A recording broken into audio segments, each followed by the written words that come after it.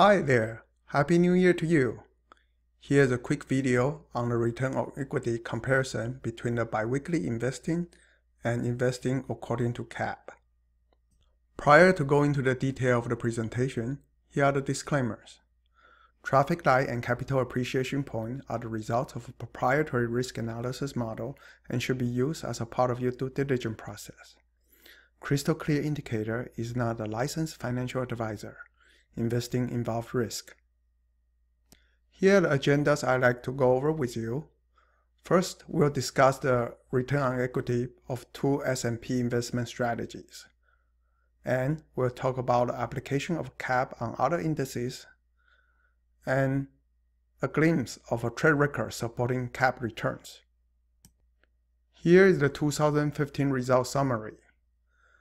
This particular benchmark is more meaningful than a simple annual return calculation because rarely an individual can invest all the money at the beginning of the year. And from 2009 to 2014, investing according to CAP generates return equity about 4% higher than investing in biweekly. For this particular year, it's an excellent year for CAP. We are about 5.28% or 8 times higher than the return equity from biweekly. In this particular situation, when you start to invest, put away like about $18,500, you will earn about $2,400 more following the CAP strategy. Here's a table detail the information. So the pink columns is the biweekly. You will have approximately 24 transactions. If you buy the S&P-Y, that's an index fund for S&P 500, you'll buy about approximately 83 shares, and the total allocation to equity will be about $17,000, and you still have about $1,400 cash left. Your average cost will be about almost $206. So when you compare the average cost and your price at the end of evaluation, you get your return on equity. Same thing with a similar approach using CAP.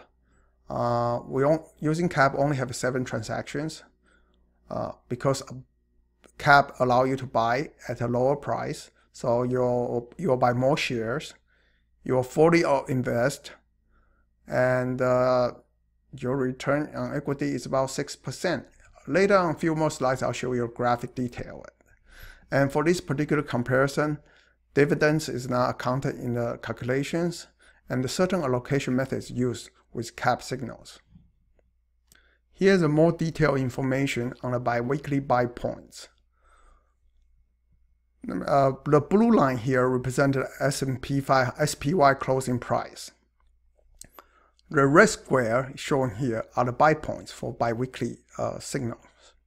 Okay, and red line represents the average cost. So if you count the dots and average the cost of the dots, then you'll write about 205.91. And supposedly, the strategy is supposed to even out the risk. If you look at the graph, does the data support its claim? In some sense, you're buying at a high point. I mean, when the odds are not in your favor. The trade-off for this convenient approach is a minuscule return for this year. Here is a detailed graph on the CAP buy points. The blue line represents the S&P-Y closing price.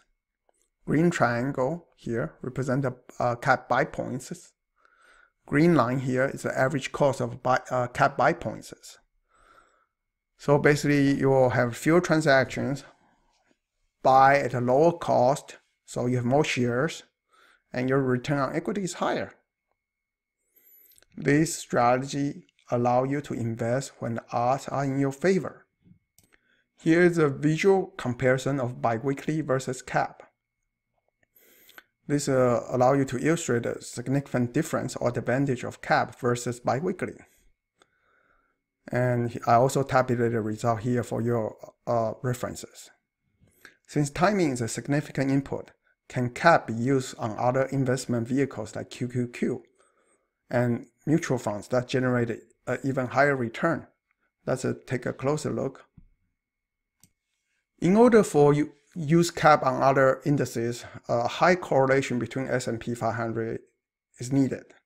And in this case, QQQ has a very close high correlations, so it can be used.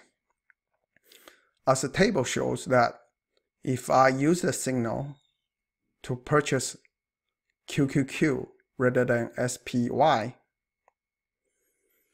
I will actually, if I have a higher return, my average cost will be for QQQ will be 103, and the price at the end of evaluation is 114. So that's approximately 10.72 return for the period. Annual return will be about 0.66. And I cross-reference with the mutual funds, leading mutual fund return this year. Actually, invest using CAP on QQQ, you will be 2% more than the leading mutual fund, SPCX. Type in the symbol yourself, check the return for that particular mutual fund. Here's a snippet of my own trade records. As the founder, I practice what I preach. And here, the trade record here is for my daughter's 529 college saving plan. And I invest in S&P 500 as shown here. And investment date, process date, trade date, very close match to the S&P 500 cap dates. Here's a summary. Return on equity of S&P 500 cap is significantly higher than that of biweekly autopilot investing. S&P 500 cap can be used on other highly correlated indices to achieve higher return. Visit crystalclearindicator.com for more resources and risk-free trials. Thank you for listening.